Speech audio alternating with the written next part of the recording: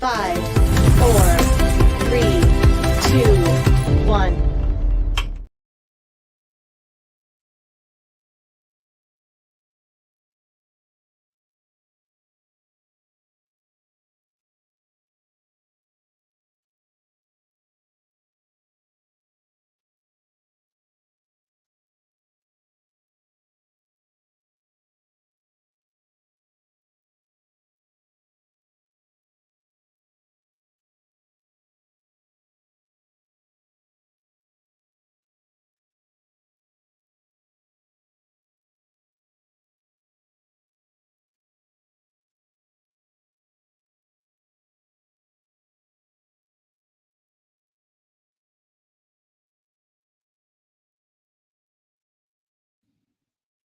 Hi, sorry. Welcome to the Tell Me That Story show. Thank you, Mr. Sir, for letting me know it was muted.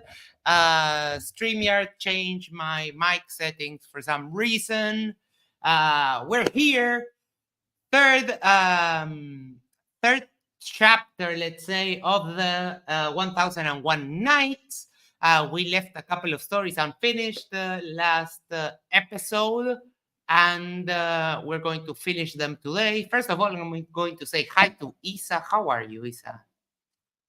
Oh, that's a nice shirt. Very. I'm going to say in Arabic, I'm going to say Alhamdulillah, I'm doing great. Alhamdulillah. Yes, Alhamdulillah. Isn't it beautiful? That's a beautiful word. It's a nice word, yes. I'm going to show you something too about this jersey that I'm wearing. Look at this. This is really cool too. Can you see it? Ooh, it says your name. That's so cool. I got a custom made, so it's pretty cool. Oh, that's nice. That's a baseball jersey, right? Correct. Yeah, we don't get those here, but yeah, it's looking amazing. So before we get into it, let me do a little regular housekeeping. Please do the social thing: is like, share, subscribe, send it to a friend, tell your grandma about this show. And this week we had a lot. Yesterday we had a pre-show and an after-show in which T-Jump rage quit the debate because he got muted. So if you want to get our thoughts on that, check that. It's on the live stream list. I did a video on talking about Uruguay on Sunday, which was really cool, and I got to share a little bit of what my small country in South America is like. Today, Oz did quite a long stream preparing for his tides debate with Shane. I think that one is on Saturday.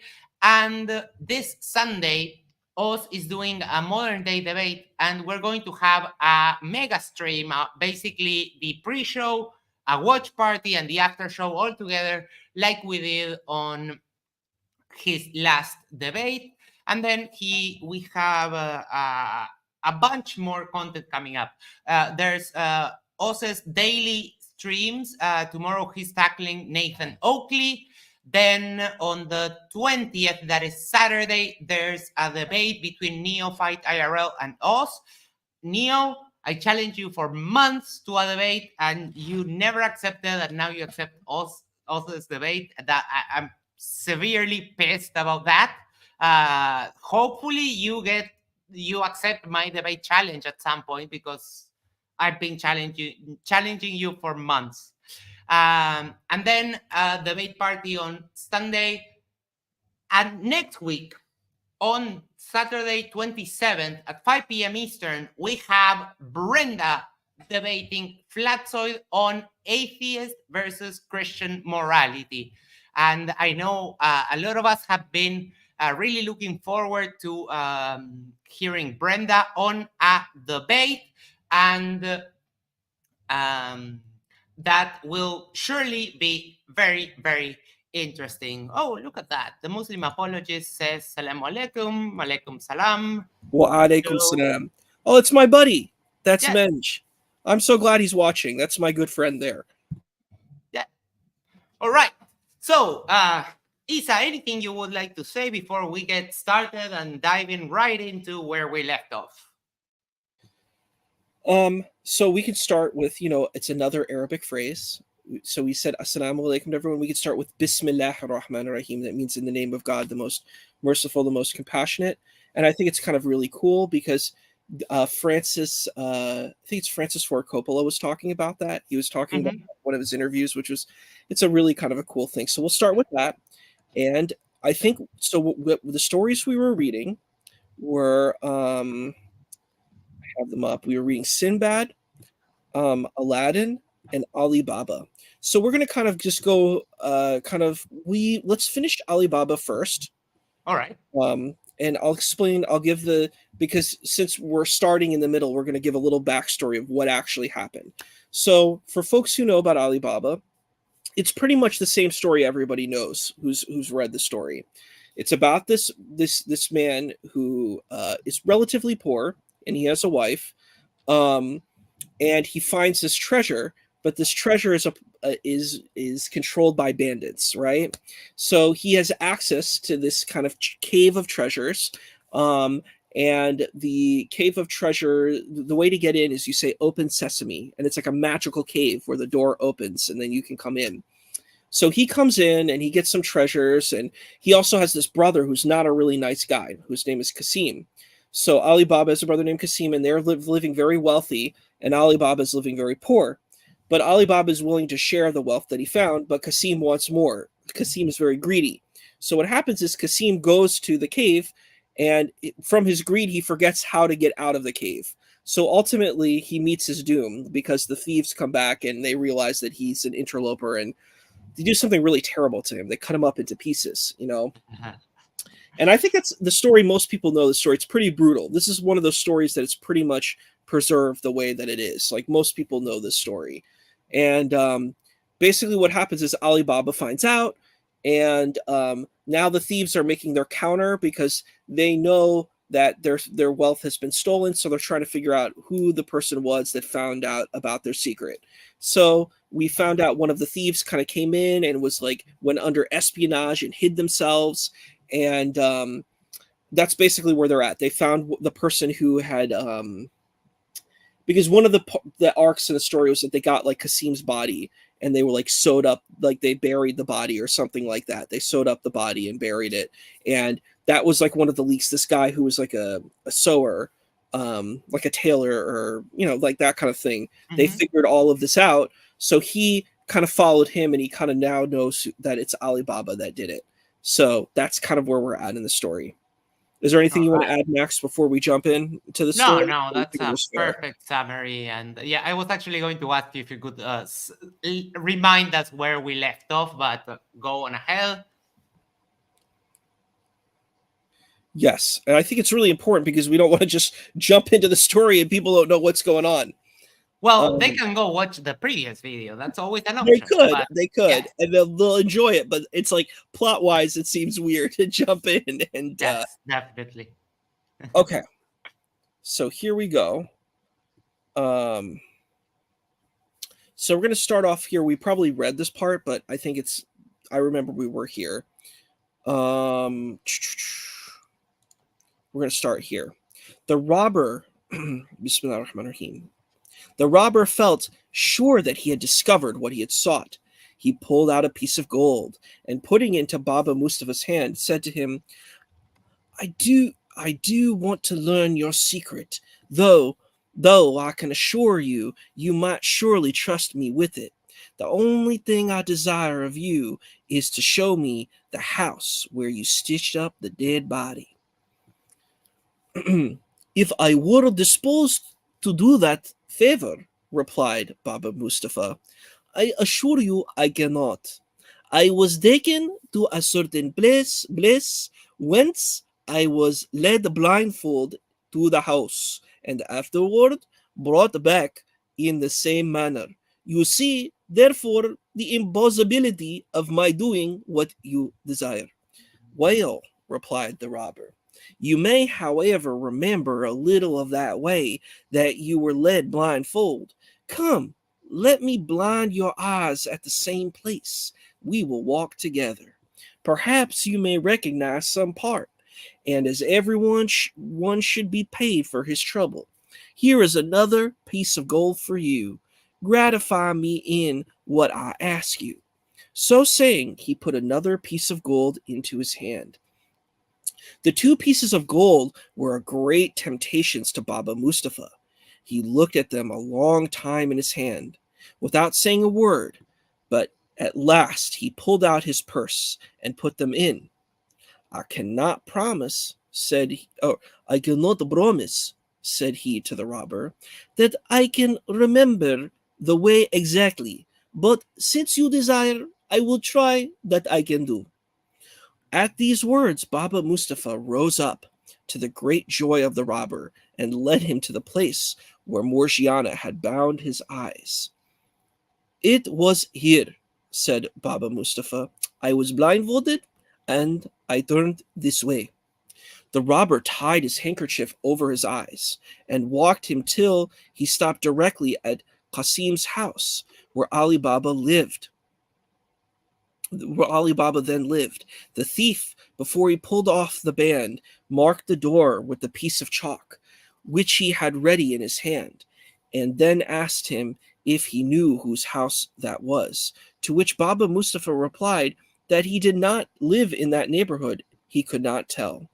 The robber, finding that he could discover no more from Baba Mustafa, thanked him for the trouble he had taken, and left him to go back to his stall, while he returned to the forest, persuaded that he should be very well received. A little after the robber and Baba Mustafa had parted, Morgiana went out of Ali Baba's house upon some errand, and upon her return, seeing the mark the robber had made, stopped to observe it. What can be the meaning of this mark?" said she to herself.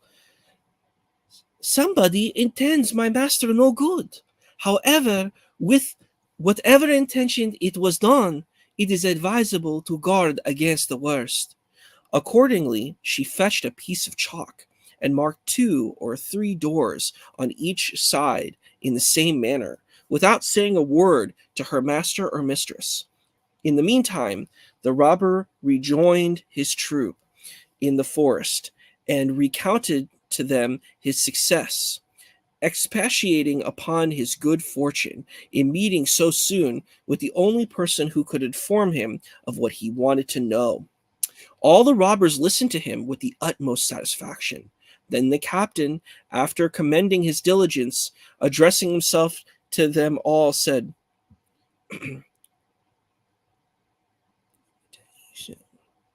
"Comrade,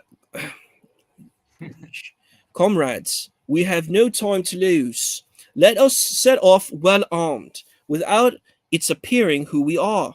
But that we may not exile any suspicion, let only one or two go into town together and join at our rendezvous, which shall be the great square. In the meantime, our comrade who brought us this good news and I will go and find out the house, that we may consult what had best be done."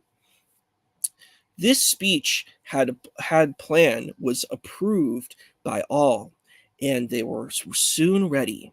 They filed in parties of 2 each, after some interval of time, and got into town without being the least suspected.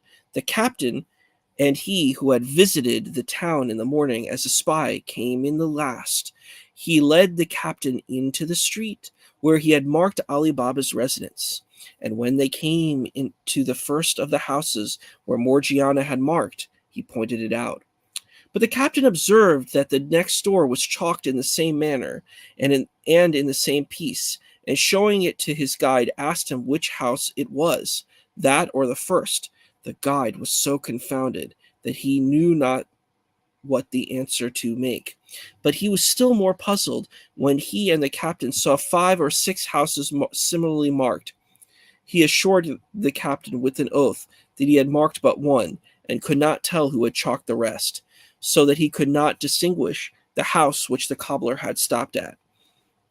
The captain, finding that their design had proved abortive, went directly to their place of rendezvous and told his troop that they had lost their labor and must return to the cave.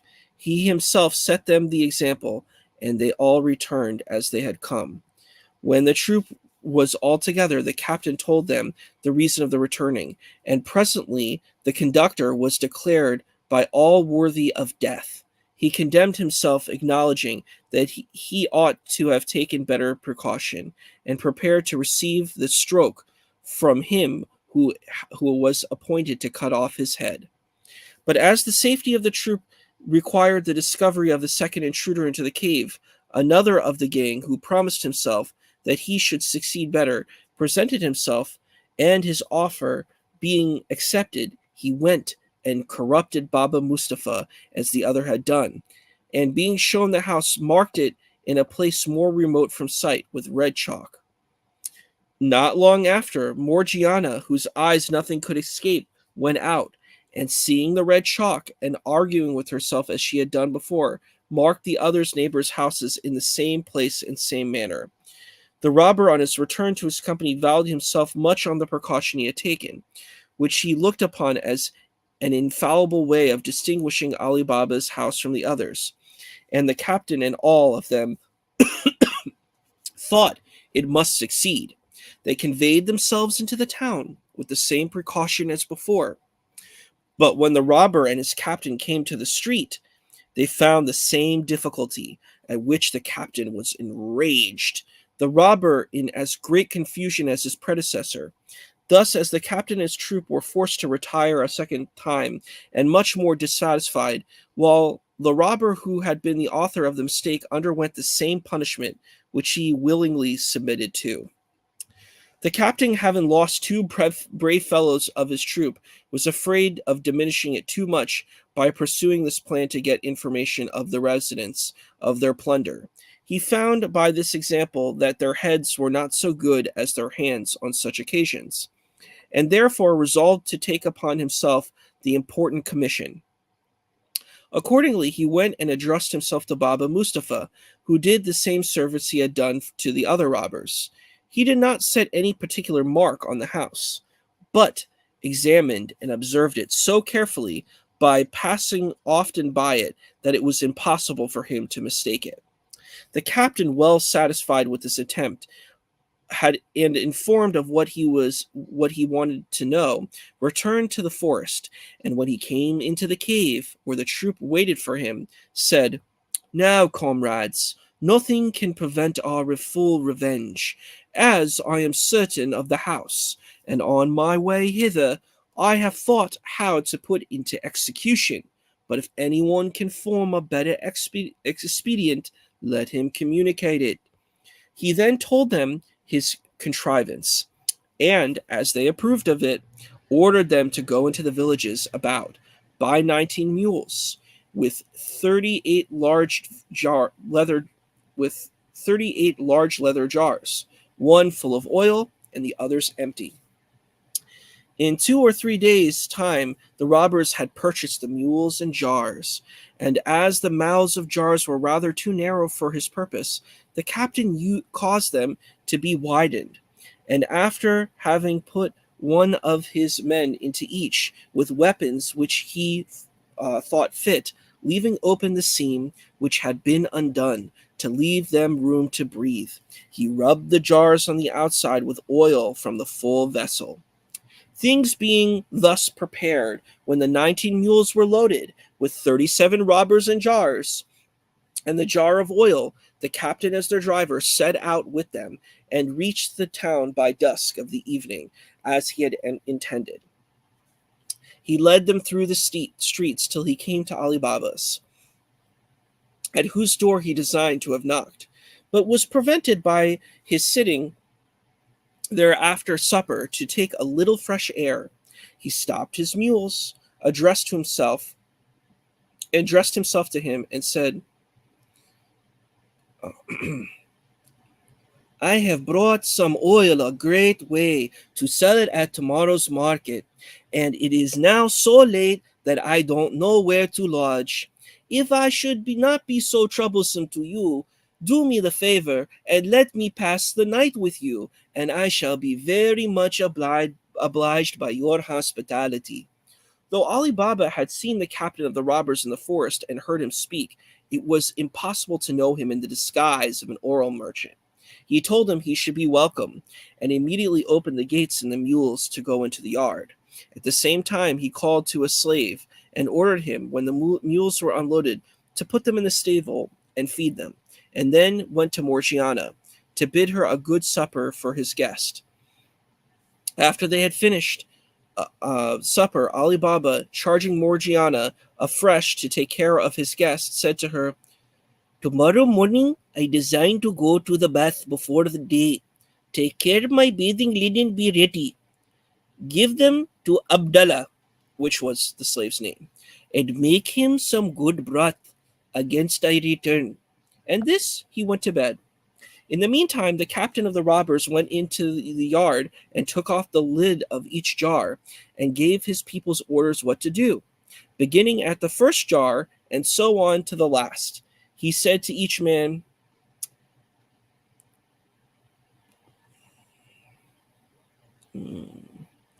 "As soon as I throw some stones out of the chamber window where I lie, do not fail to come out, and I will immediately join you." After he returned to the house where Morgiana, taking up light, conducted him to his chamber where she left him, and he, to avoid any suspicion, put the light out soon after and laid himself down in his clothes, that he might be more ready to rise. Morgiana, remembering Ali Baba's orders, got his bathing linen ready and ordered Abdallah to set the pot for broth. While he was preparing the lamp, while she was preparing it, the lamp went out, and there was no more oil in the house, nor any candles. What to do she did not know, for the broth must be made. Abdallah, seeing her very uneasy, said,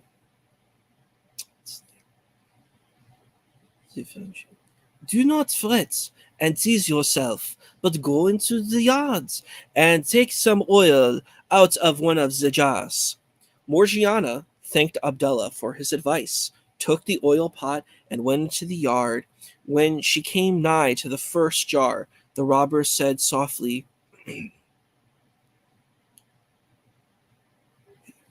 "Is it time?" Though naturally much surprised at finding a man in the jar instead of the oil she wanted, she immediately felt the importance of keeping silence, as Ali Baba, his family, and herself were in great danger. And collecting herself without showing the least emotion, she said, "Not yet, not yet, but presently." She went quietly in this manner to all the jars, giving the same answer till she came to the jar of oil. By this, Morgiana found her master Ali Baba had admitted 38 robbers into his house, and that this pretended oil merchant was their captain. She made what haste she could to fill her oil pot and returned to the kitchen, where as soon as she had lighted her lamp, she took a great kettle and went again to the oil jar, filled the kettle, set it on a large wood fire, and as soon as it boiled, went and poured enough into every jar to stifle and destroy the robber within. When the action worthy of courage of Morgiana was executed without any noise, as she projected, she returned into the kitchen with the empty kettle, and having put out the great fire she had made to boil the oil, and leaving enough to make the broth, put out the lamp also, and remained silent, resolving not to go to rest till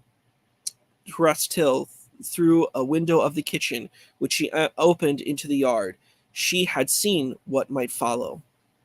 She had not waited long before the captain of the robbers got up, opened the window, and finding no light and hearing no noise or anyone stirring the house, gave the appointed signal by throwing little stones, several of which hit the jars, as he doubted not by the sound they gave. He then listened, but not hearing or perceiving anything whereby he could judge that his companion stirred, he began to grow very uneasy, threw stones again, and a second and also a third time, but could not comprehend the reason that none of them should answer his signal.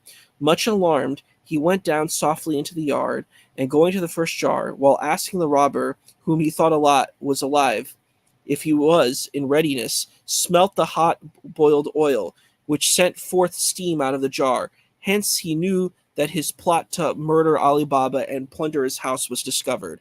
Examining all the jars one after another, he found that his whole gang was dead, and enraged to despair, and failed at his design, he forced the lock of the door that led from the yard to the garden, and climbing over the walls made his escape. When Morgiana saw him depart, she went to bed, satisfied and pleased to have succeeded so well in saving her master and family. Ali Baba rose before day, and followed by his slave went to the baths, entirely ignorant of the important event which just had happened at his home. When he returned from the baths, he was very surprised to see the oil jars and to learn that the merchant was not gone with the mules. He asked Morgiana, who opened the door, the reason of it. "My good master," answered she, "God preserve you and all of your family. You will be better informed of what you wish to know when you have seen what I have to show you. If you will follow me." As soon as Morgiana had shut the door, Ali Baba followed her. When she requested him to look into the first jar and see if there was any oil, Ali Baba did so, and seeing a man started back in alarm and cried out. "Do not be afraid," said Morgiana. "The man you see there can neither do you nor anybody else any harm. He is dead." "Ah, Morgiana," said Ali Baba, "what is it you show me? Explain yourself." "I will," replied Morgiana. "Moderate your astonishment, and do not excite the curiosity of your neighbors, for it is of great importance to keep this affair secret. Look into all the other jars." Ali Baba examined all the other jars, one after the other, and when he came to that which had oil in it, found the prodigiously sunk, and stood for some time motionless, sometimes looking at the jars, sometimes at Morgiana, without saying a word. So great was his surprise. At least when he recovered himself, he said, "And what is become of the merchant?" "Merchant," answered she, "he is as much one as I am. I will tell you who he is, and what is become of him. But you had better hear the story in your own chamber, for it is time for your health that you had your broth after your bathing." Morgiana told him all she had done, from the first observing of the mark upon the house to the destruction of the robbers and the flight of their captain. After hearing of all these brave deeds from Morgiana, Ali Baba said to her, "God, by your means, has delivered me from the snares of these robbers, who laid for me my destruction.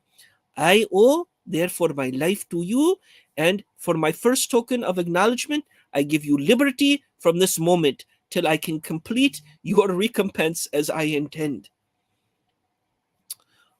Ali Baba's garden was very, very long, and shaded at and farther by the great number of trees. Near these, he and the slave Abdallah dug a trench long and wide enough to hold the bodies of the robbers. When this was done, Ali Baba hid the jars and weapons, and had no occasion for the mules. He had sent them in different times to be sold in the market by his slave. While Ali Baba taking these measures, the captain of the 40 robbers returned to the forest with inconceivable mortification. He did not stay long. The loneliness of the gloomy cavern became frightful to him. He determined, however, to avenge the death of his companions, and to accomplish the death of Ali Baba. For this purpose he returned to town and took lodging in a khan, disguised himself as a merchant of silks. Under this assumed character, he gradually conveyed a great many sorts of rich stuffs and fine linens to his lodging from the cavern, but with all the necessary precautions to conceal the place whence he had brought them. In order to dispose of the merchandise, when he had thus amassed them together, he took a warehouse which happened to be the opposite of Qasim's, which Ali Baba's son had occupied since the death of his uncle. He took the name of Khoja Hussein, and as a newcomer was, according to custom, extremely civil and complacent to all the merchants of his neighborhood. Ali Baba's son was from his vicinity, one of the first to converse with Khoja Hussein, who strove to cultivate his friendship, more particularly 2 or 3 days after he was settled. Ali Baba came to see his son, and the captain of the robbers recognized him at once, and soon learned from his son who he was. After he had increased his assiduities, caressed him in the most engaging manner, made him some small presents, and often asked him to dine and sup with him, when he treated him very handsomely. Ali Baba's son did not choose to lie under such obligation to Khoja Hussein, but was much straitened for want of room in his house, that he could not entertain him. He therefore acquainted his father Ali Baba with his wish to invite him in return. Ali Baba, with great pleasure, took the treat upon himself. Son, said he, tomorrow being Friday, which is the day that shops of great merchants, as Khoja Hussein and yourself are shut, get him to accompany you, and as you pass by my door, call in. I will go and order Morgiana to provide a supper. The next day, Ali Baba's son and Khoja Hussein met by appointment, took their walk, and as they returned, Ali Baba's son led Khoja Hussein through the street where his father lived, and when he came to the house, stopped and knocked at the door. This, sir, said he, is my father's house, who, from my account, I have given him of your friendship, charged me to procure him the honor of your acquaintance, and I desire you to add this pleasure to those for which I am indebted to you. Though it was the sole aim of Khoja Hussein to introduce himself into Ali Baba's house, that he might kill him without hazarding his own life or making any noise, yet he excused himself and offered to take his leave. But a slave having opened the door, Ali Baba's son took him obligingly by the hand, in a manner forced him in. Ali Baba received Khoja Hussein with a smiling countenance, in the most obliging manner he could wish. He thanked him for all the favors he had done his son, adding withal the obligation was greater, as he was a young man not much acquainted with the world. Khoja Hussein returned the compliment by assuring Ali Baba that though his son might not have acquired the experience of older men, he had a good sense and experience of others. After a little more conversation on different subjects, he offered to take him his leave, and when Ali Baba, stopping him, said, "Where are you going, sir? In so much haste? I beg you, will you do the honor to sup with me, through my entertainment may not be worthy of your acceptance. Such as it is, I heartily offer it." "Sir," replied Khoja Hussein, "I'm thoroughly persuaded of your goodwill, but the truth is, I can eat no victuals that have any salt in them. Therefore, judge how I should feel at your table." "If that is the only reason," said Ali Baba, "it ought not to deprive me the honor of your company, for in the first place, there is no salt ever put in my bread, and as to the meat we shall have tonight, I promise you there shall be none in that. Therefore, you must do me the favor to stay. I will return immediately." Ali Baba went to the kitchen and ordered Morgiana to put no salt in the meat that was to be dressed that night, and to make it quickly 2 or 3 ragouts besides that he had ordered, but to make sure there was no salt in them. Morgiana was always ready to obey her master, but could not help being surprised by these orders. Who is this strange man?" she said, "who eats no salt with his meat? Your supper will be spoiled if I keep it back so long. Do not be angry, Morgiana, replied Ali Baba. He is an honest man, therefore do as I bid you. Morgiana obeyed, though with no uh, though with no little reluctance, and had curiosity to see who this man was that ate with no salt. To this end, she finished what she had to do. She helped Abdullah carry the dishes. Looking at Khoja Hussein, she knew him at first sight, notwithstanding the disguise, to be the captain of the robbers, and perceived that he had a dagger under his garment. I am not in the least amazed, said she to herself, that this wicked man, who is my master's greatest enemy, will eat no salt with him, since he intends to assassinate him. But I will prevent him. Morgiana, while they were at supper, determined in her own mind to execute one of the boldest acts ever meditated. When Abdullah came for the dessert of fruit and had put it with the wine and glasses before Ali Baba, Morgiana retired, dressed herself neatly with a suitable headdress like a dancer, girded her waist with a silver gilt girdle, to which there hung a poniard with a hilt and a guard of the same metal, and put a handsome mask on her face. When she disguised herself, she said, Abdallah, take your tabor and let us go and divert our master and his son's friend, as we do sometimes when he is alone. Abdullah took his tabor and played all the way into the hall before Morgiana. When she came to the door, made a low obeisance by a way of asking to leave to exhibit her skill, while Abdullah left playing. Come in, Morgiana, said Ali Baba, and let Khoja Hussein see what you can do, and that he may tell us what he thinks of your performance. Khoja Hussein, who did not expect this diversion after supper, began to fear that he may not be able to take advantage of this opportunity. And if he missed his aim, to secure it another time by keeping up friendly correspondence with the father and son. Therefore, though he could not have wished Ali Baba would have declined the dance, he pretended to be obliged for it, and had the complacence to express his satisfaction at what he had saw, which pleased his host.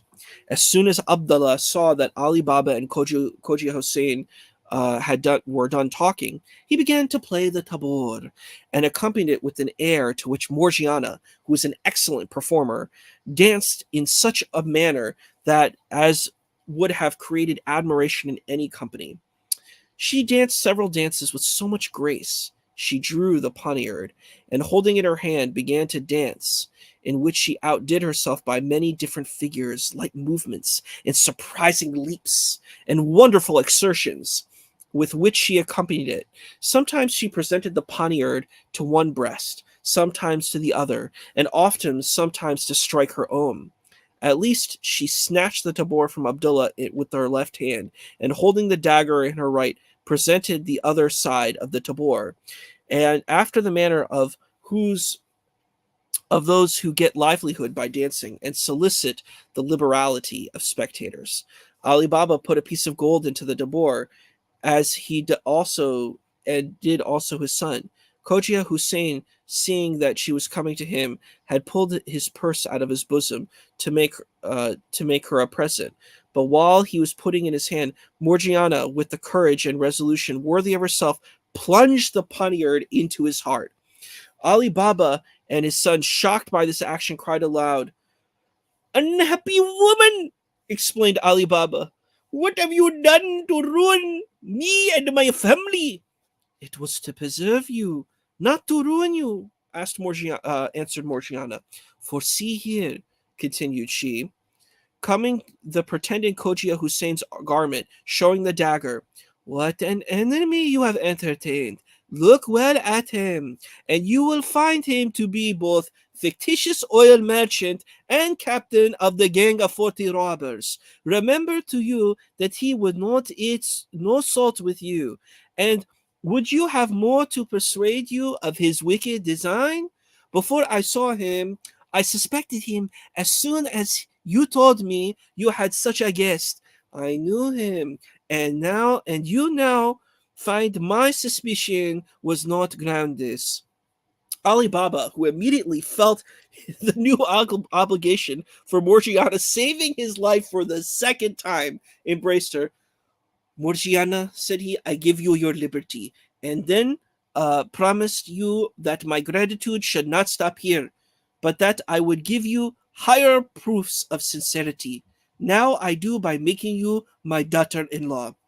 Then, addressing himself to his son, he said, I believe you, son, to be a dutiful child, that you will not refuse Morgiana for your wife.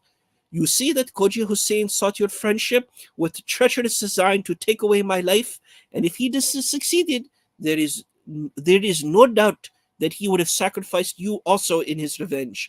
Consider that by marrying Morgiana, you marry the preserver of my family and your own.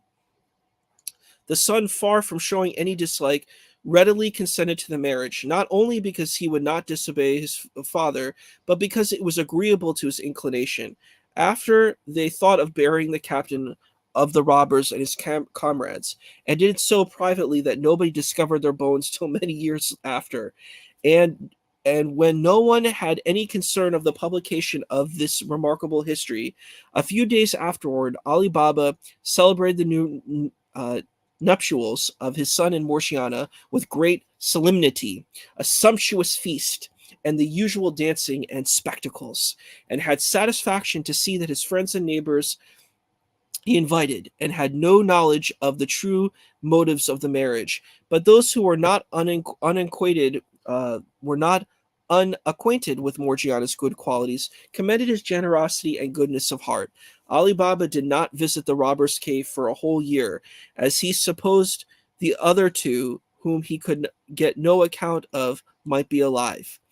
At the year's end, when he found they had not made an attempt to disturb him, he had the curiosity to make another journey. He mounted his horse, and when he came to the cave, he alighted, tied his horse to a tree, and approaching the entrance, pronounced the words, Open Sesame, and the door opened. He entered the cavern, and by the condition, he found things in judged that nobody had been there since the captain had fetched the goods for the shop.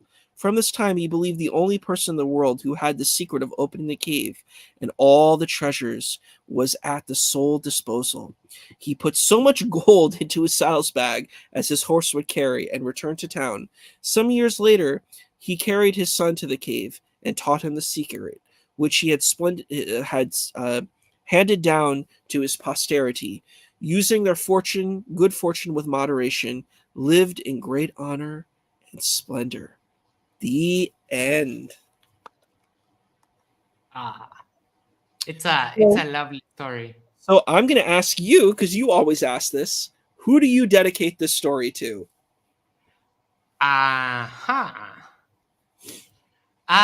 Maybe I'll do a little bit of cheating and do a couple of dedications. I will dedicate it to Morgiana because she danced and she was probably beautiful.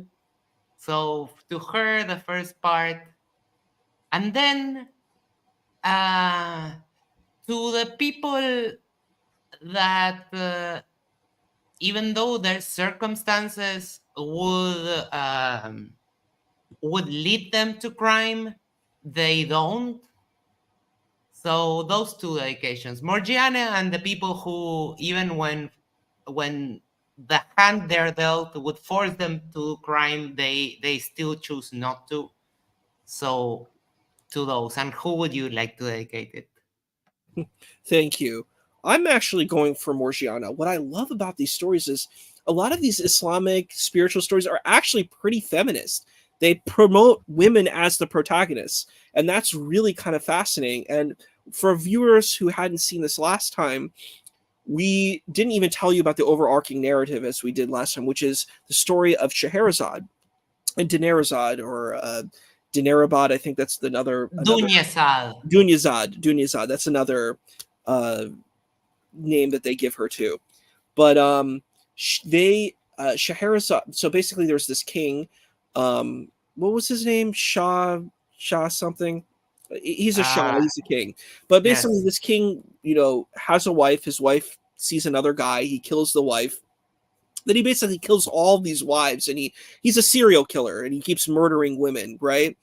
But this brave woman, Scheherazade, comes, and she is able to stop him from killing her and her sister by reading 1001 stories. So the story we just read is another story of a woman saving lives by being proactive and being really powerful and courageous. So we're reading stories about women protagonists. I think that's a really cool thing that we see in these stories. These women are heroes.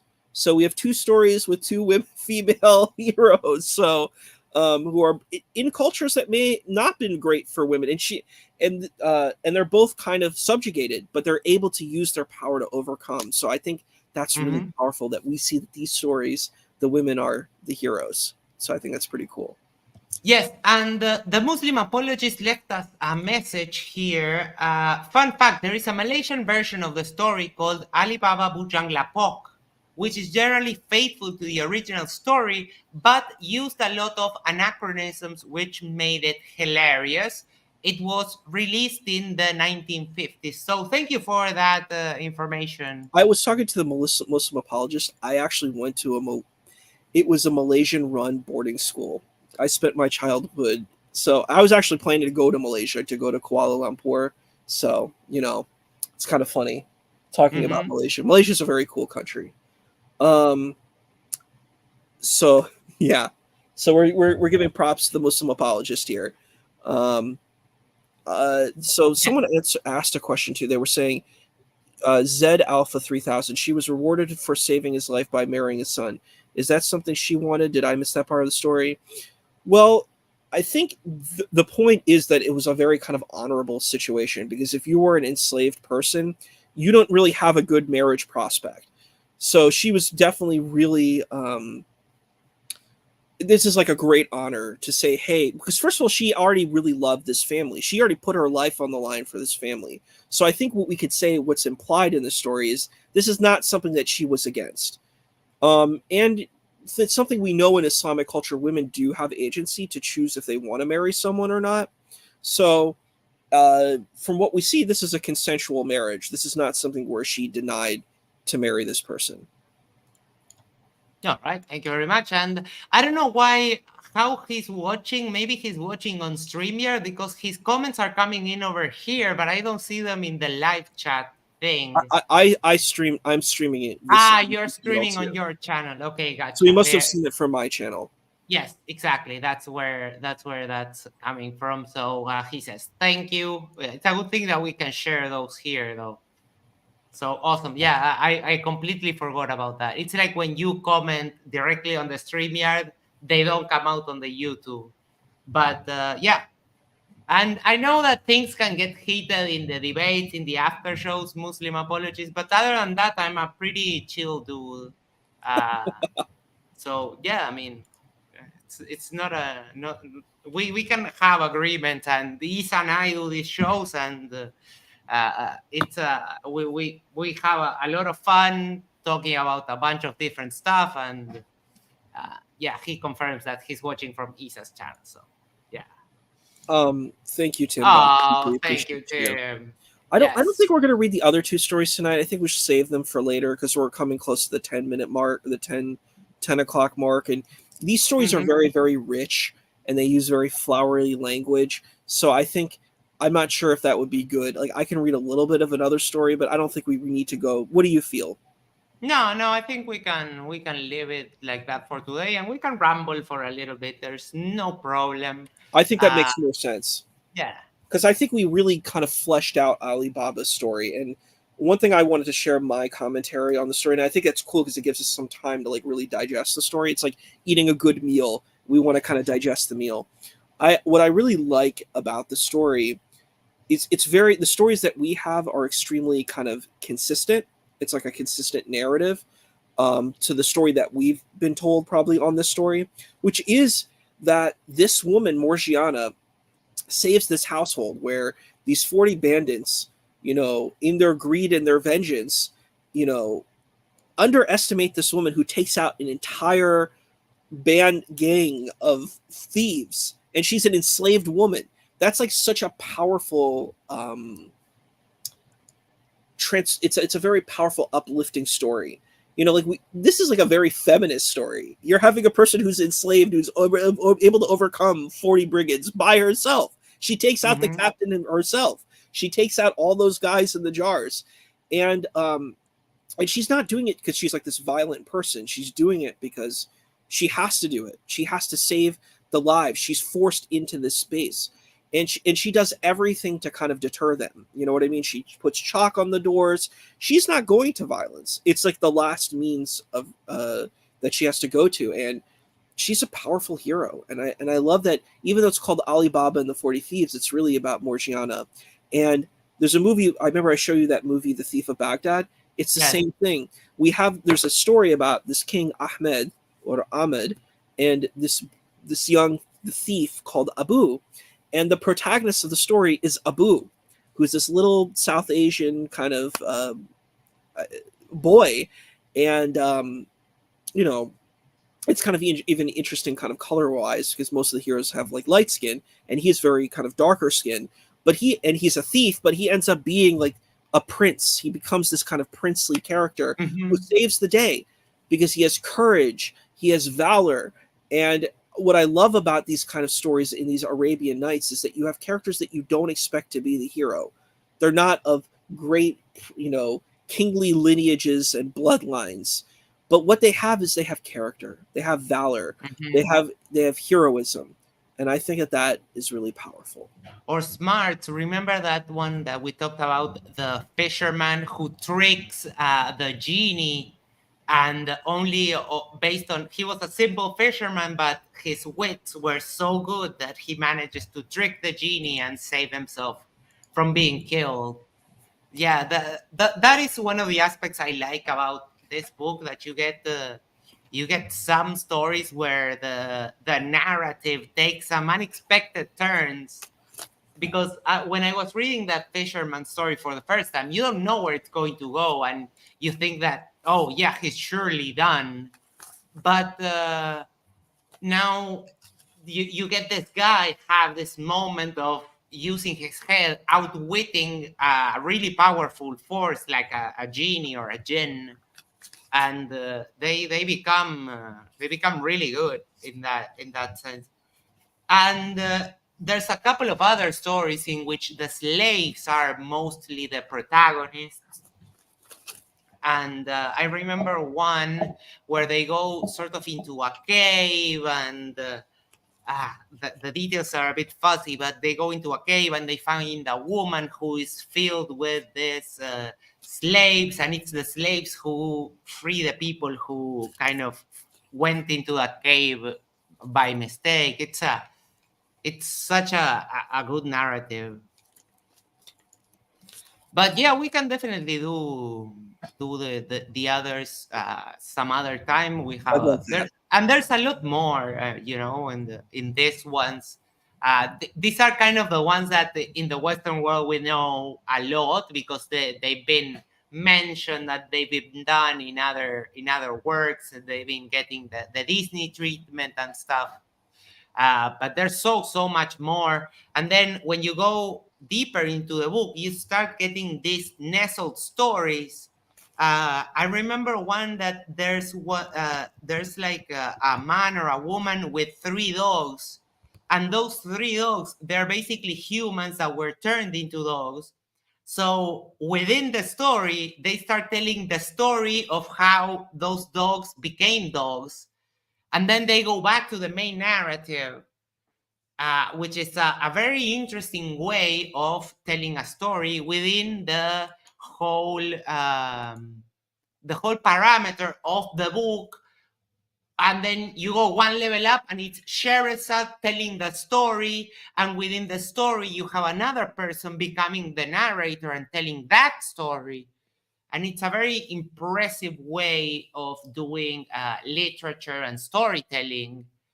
um, and I can imagine trying to, when this started happening, I can imagine the mechanisms on how these things were transmitted orally, which was the main form of transmission for this book for many years.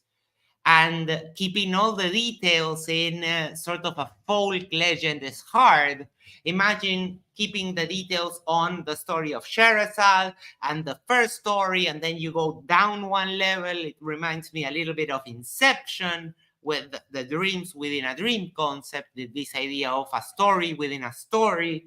And that's some of these are very powerful. Some of these get a little bit weird, with the whole slavery thing, and I do also appreciate that kind of conflict, because you know slavery is not something to advocate for, but it is just describing the world. So I don't know, it's a conflict, but it's not that big of a deal when it comes to internalizing some of the messages of these stories. So, for those of you here, our good friend Anathema Shane has been having some difficulties. So, I'm going to share to you. He has a GoFundMe page. He's been having some health problems, which have prevented him from doing a little bit of his work. So, he started getting financial troubles. So, there's a GoFundMe. If you can support, I will leave that link there for you. Any kind of donation would be greatly appreciated. And we managed to get him a few of those in the last show that we did during the after show. But if anyone is able and willing, that would be really great. And we have Isa back. Any final thoughts before we go?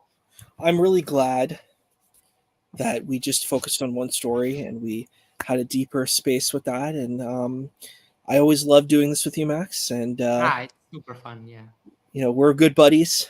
You're my hermano. So yeah, I really appreciate this, and I appreciate our journey together, and just so excited to come to our next story. Yes. And we've covered so much. We've gone from Crazy Kings and catalogs of weird death. There's so much to do for this kind of show, and it's always fun to think and prepare something. We might start at some point revisiting some of the catalogs. We might start expanding some of the catalogs, which is something that we said we would do at some point. But now that we're alternating and you're getting taking charge of the chat duties, that it makes things a lot more fun. And I know you have some things saved up for the future, to other than the Book of Thousand. You told me about some other stories that we can tell. So it's been really a good experience to share this kind of things and talking about pirates and kings and crazy people. It's super fun. Yeah, I've got a lot of great stories, a lot of cool spiritual stories, a lot of really fun stories that we can explore moving forward. And from the catalog of mythologies, there's so much more still to do. From Norse, from Greek, maybe find some other myths from some other places, like deep in Asia, or there's so much stuff to do for this show, and it's a really good experience. And we get a lot of support from our regular viewers of this specific show, which is it's super fun. Thank you everyone for always being there, for leaving your kind words of support, and we'll catch you on the next show next week, Wednesday, 5 p.m. Eastern Standard Time. Annabelle Lee says, this was great. Thank you so much. Thank this you. is mainly for Isa, but this show is starting to be more and more great as time passes on. And we've been doing this a while now. I don't know if you've noticed that we have quite a few shows, so the catalog is starting to get like bigger and bigger, and that's pretty amazing. So thank you everyone for being here. Stay tuned to Matters Now. We have a bunch more content coming up. I will do just a brief summary of what we have in store for you. Today, Oz did as his episode of Reschooling Flat Earthers, and they analyzed a video that Shane made regarding tides and gravity.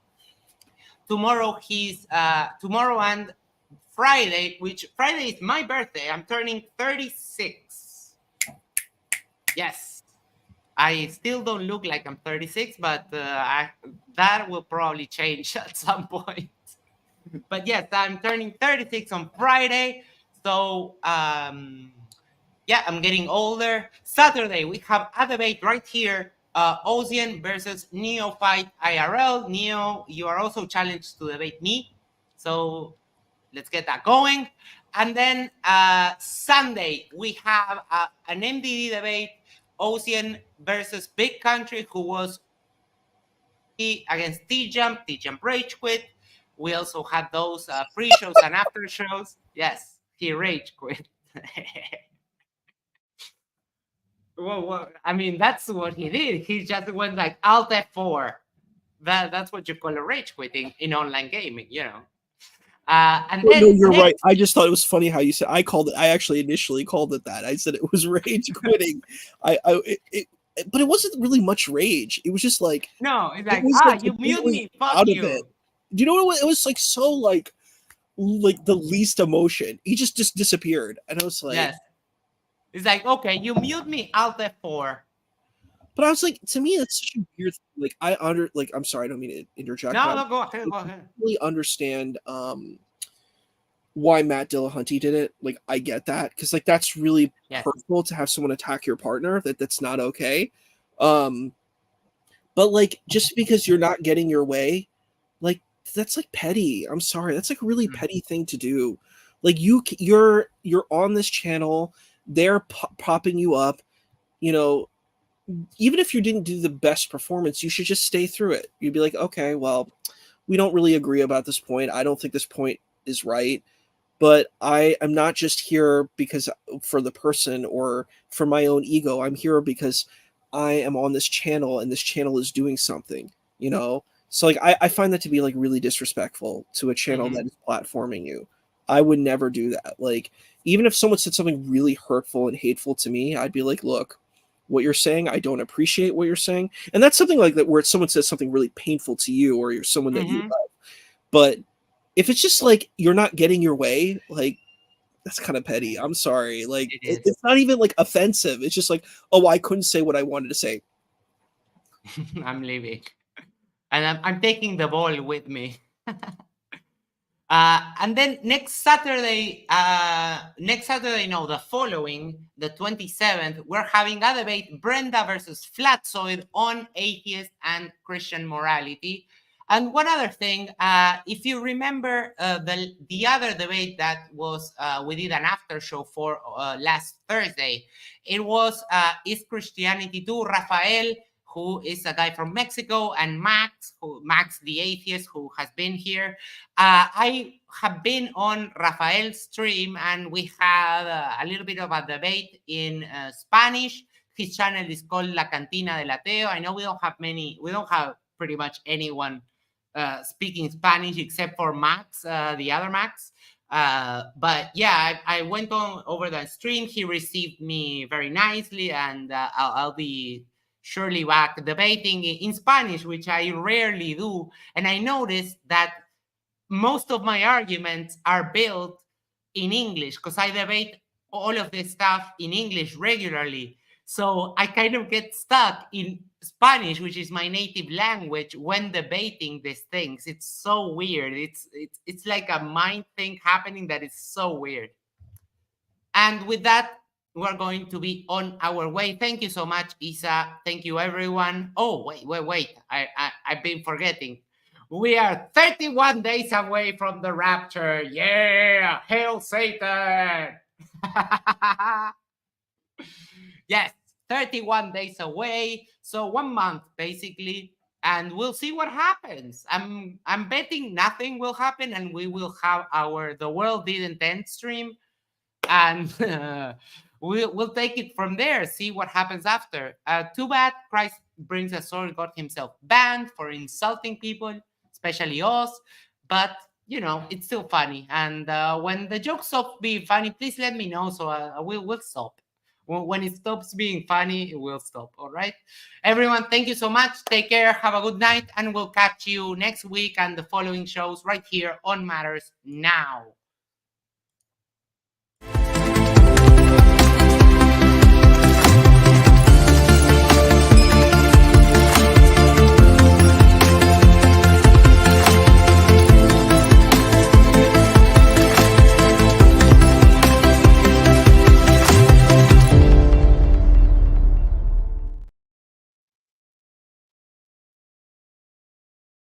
Why are we